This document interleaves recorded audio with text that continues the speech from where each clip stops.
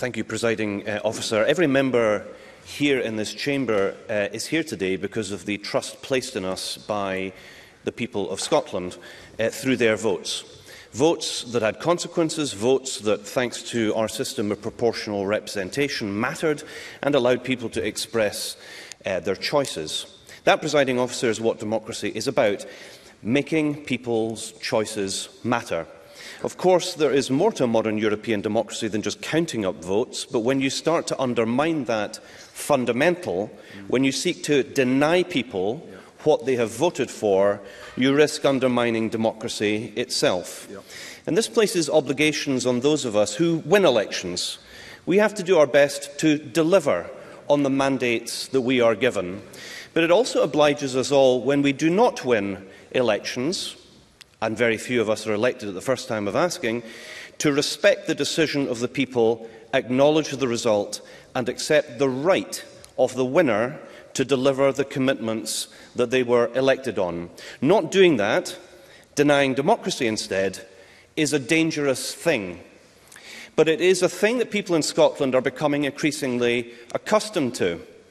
Presiding Officer, I'm going to focus in today's debate on the outcome of 3 votes, and on the question of how we, those privileged enough to be elected to this, Scotland's national parliament, can best deliver what people in Scotland voted for.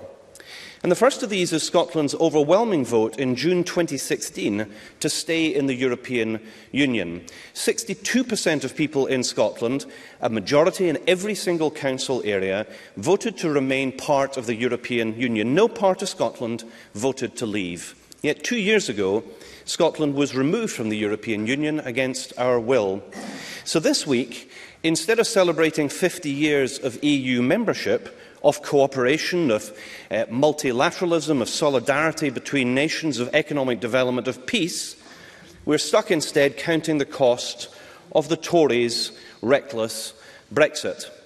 According to the Office of Budget Responsibility, they estimate that Brexit will reduce long-run productivity by 4% compared with EU membership. This equates to a cut in public revenues in Scotland of around £3 billion every year, heaping further massive pressure on our NHS and other public services.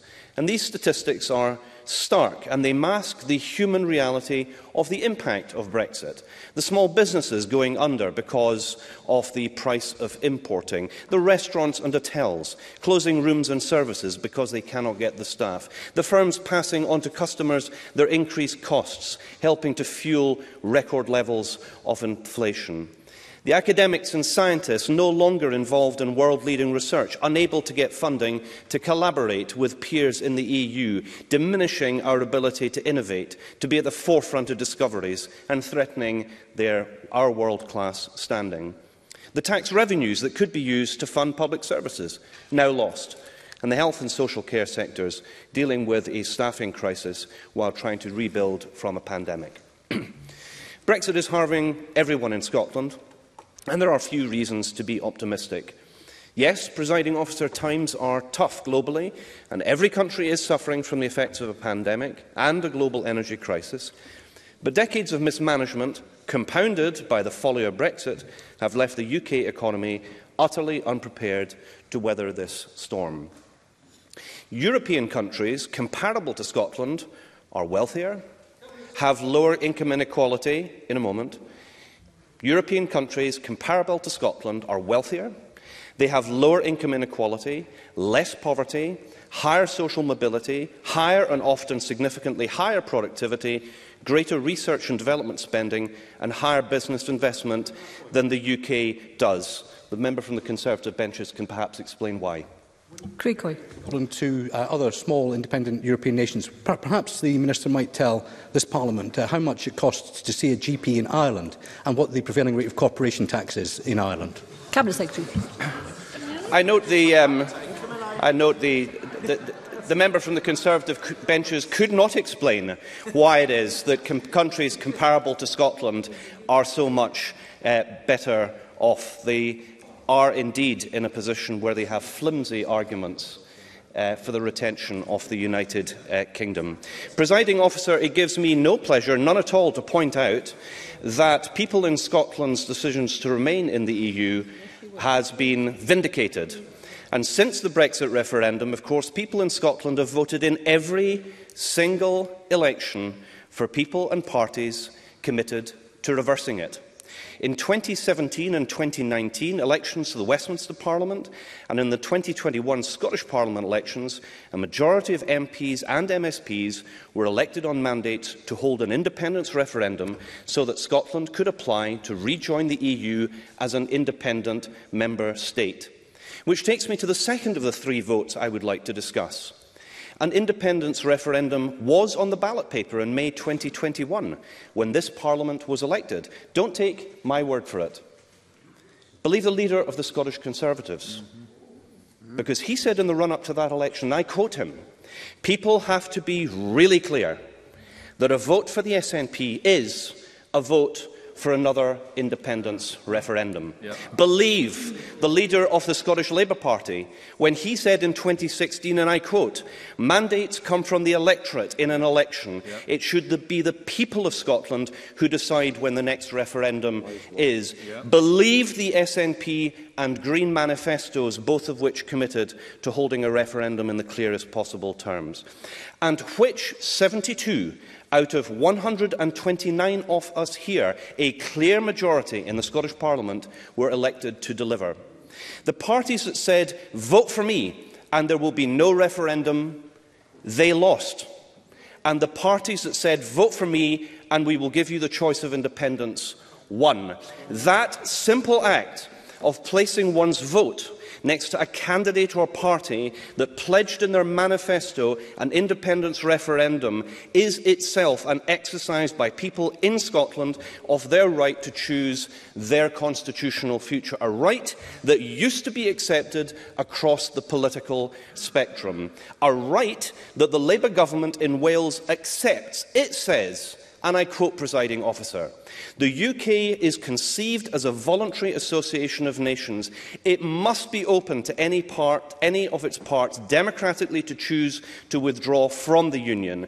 If this were not so, a nation could conceivably be bound into the UK against its will, a situation both undemocratic and inconsistent with the idea of a union based on shared values and interests." A right, Presiding Officer, that should matter as much to those who oppose independence as to those who support it. Because what is Scotland within the UK if we do not have the right to decide to leave? Trapped, stuck, however we vote. Is that the voluntary union they claim? Which brings me to the third vote I would like to discuss. In 2014, people in Scotland were offered the choice of independence and they voted against it. And we accepted that result. But here is the question that requires an answer. We're not independent. After the referendum, did Scotland get what the majority voted for? People in Scotland were promised that within the UK we would benefit from the economic strength of the United Kingdom. Instead, we have suffered from years of economic mismanagement, culminating in the disastrous experiment of a failed Tory budget that cost this country billions and put the final nail in the coffin containing the UK's reputation for economic competence. The OECD predicts that the UK will be the slowest growing G20 nation over the next 2 years, apart from the sanctioned Russia. And perhaps the member from the Conservative benches will explain why the UK is doing so badly in international comparison. Liam Kerr. Thank you, Presiding Officer. On the point of funding choices, I wonder if the Cabinet Secretary thinks it's better to fund the men's shed movement to the tune of £75,000 a year, or fund £1.5 million annually for the work of 25 civil servants to work on an independence prospectus. Cabinet Secretary. Given the opportunity to rise to the challenge and explain why the UK is the worst performing country in international comparison in the G20, the member was unable to do so. It's an embarrassment and they should take responsibility for it. The latest OECD and IMF forecasts show that the UK is set to have one of the highest inflation rates among G7 nations in 2023. People in Scotland were promised that a no vote would secure Scotland's place in the European Union. Just before the referendum, the then leader of the Scottish Conservatives said in the STV referendum debate, and I quote, "It is disingenuous to say that no means out and yes means in, when actually the opposite is true. No remains we stay in. We are members of the European Union." Oh, really? The then Secretary of State for Scotland said in November 2013, and I quote, "The only guaranteed way of leaving the European Union is to leave the United Kingdom." And the Better Together campaign itself asked the question, what is the process for removing our EU citizenship? Its answer, voting yes. People in Scotland were promised a new era of respect for devolution and that the UK would operate as a partnership of equals. Instead, we have seen the Westminster Government use its Commons majority to repeatedly overrule the Scottish Parliament in breach of the Sewell Convention. We've seen a series of power grabs through Westminster legislation, changing and limiting this Parliament's powers again and again without our consent. And now we have the UK Secretary of State for Scotland threatening, with a stroke of his pen, to overrule a bill overwhelmingly passed in this Parliament. Cabinet Secretary, I must ask you to bring your remarks to Indeed. When the will of a huge majority of elected MSPs in Scotland's Parliament can be reversed by a single figure from the Westminster Government, that shows clearly where sovereignty under the devolution settlement lies. Far from enhancing devolution, giving Scotland more powers and more control, this Westminster Tory government is undermining and systematically dismantling devolution. The motion before us today says that people in Scotland's decisions matter, that their votes count, and their future should be in their hands, because this is about who decides Scotland's future. Is it the 59 MPs from Scotland or the 591 from the rest of the UK? Is it the Scottish Parliament or the Secretary of State for Scotland? Is it a Prime Minister from a party that hasn't won an election in Scotland since 1955? Presiding Officer, there is only one answer. The people decide. Democracy demands it. I move the motion in my name.